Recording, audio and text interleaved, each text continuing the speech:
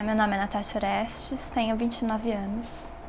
A minha maior dor é ter sido abusada sexualmente quando eu tinha 7 anos de idade e 22 anos depois disso, falar a respeito e ainda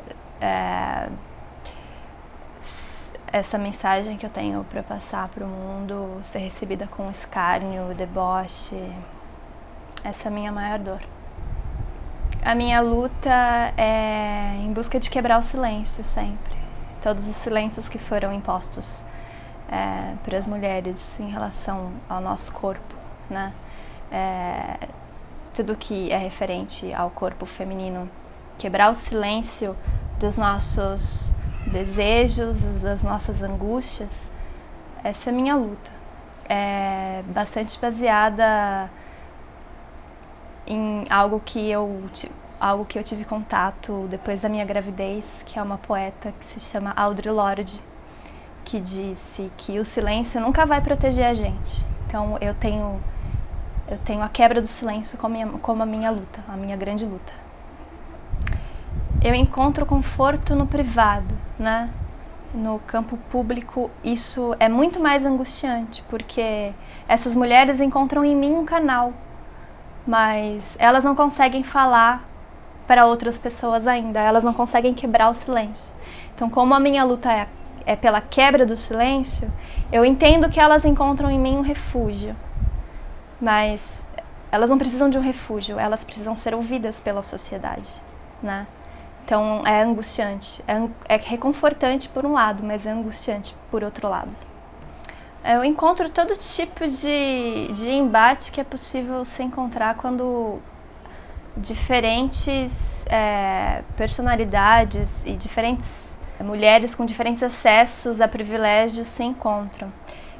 Então eu vejo que a gente está vivendo um ponto de tensão dentro da luta das mulheres, que é muito positivo, e seria muito mais positivo se as mulheres privilegiadas, né, pudessem descer um pouquinho do orgulho e escutar as mulheres que não são de classe média, porque no fim das contas, se as mulheres que não são de classe média não estiverem livres, as mulheres da classe alta também não estarão, porque se tem uma coisa que é comum a todas as mulheres é o estupro, né?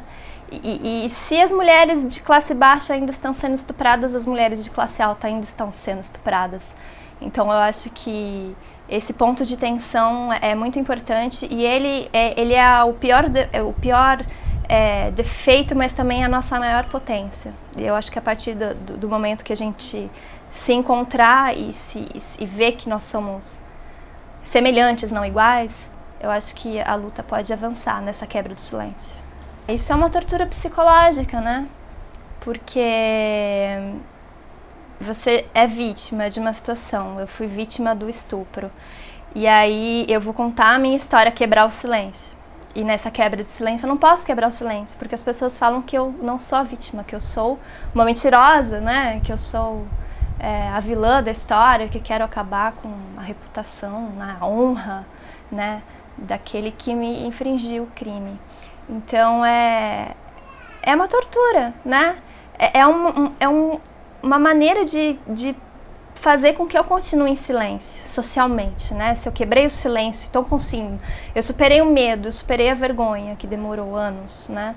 E aí eu consigo extravasar. E no que eu consigo extravasar, eu recebo essa desconfiança da parte da sociedade. Que assim, se eu tivesse dito que eu fui assaltada, isso não teria acontecido, né? Isso só acontece com crimes de estupro.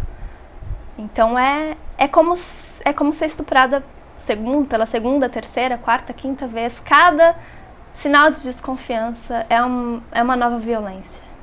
A minha família ficou sabendo na pior circunstância possível, porque eu não falei nada. Imagina, eu vou falar... Como é que você chega para sua mãe e para o seu pai, que sempre te reprimiram sexualmente, para falar que você foi estuprada, né? Você sabe que eles não vão estar do seu lado. Então, isso ficou em silêncio. Quando eu quebrei o silêncio, já era uma outra época da minha vida, uma outra fase, eu já tinha filho.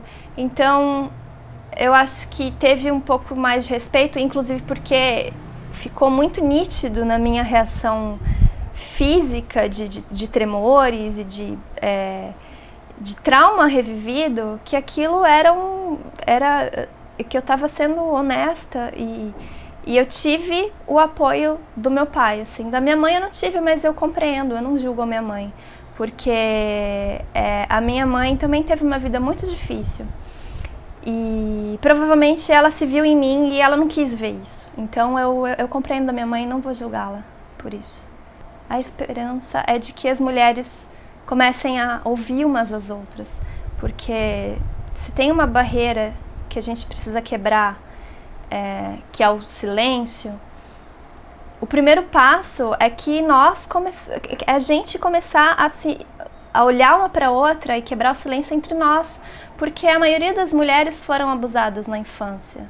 A maioria das mulheres foram abusadas uma vez, duas, três vezes na vida. E por que a gente não está falando disso? Né? Então acho que o primeiro passo é mulheres, ouvirem mulheres primeiro. O meu sonho é que a gente possa ter 24 horas sem estupro. Isso é um chamado de uma escritora chamada Andrea Dworkin. Ela fez um discurso para muitos homens, esse foi um discurso para homens, em que ela dizia o que a gente espera dos homens, né? E a gente só espera que os homens não estuprem mais, é uma coisa tão simples, né? E a partir do momento que a gente tiver 24 horas sem estupro, a gente pode começar a falar de liberdade.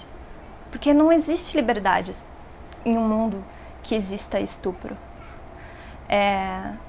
Se alguém quer vender uma ideia de liberdade em um mundo que existe estupro, é uma mentira e a gente não pode comprar.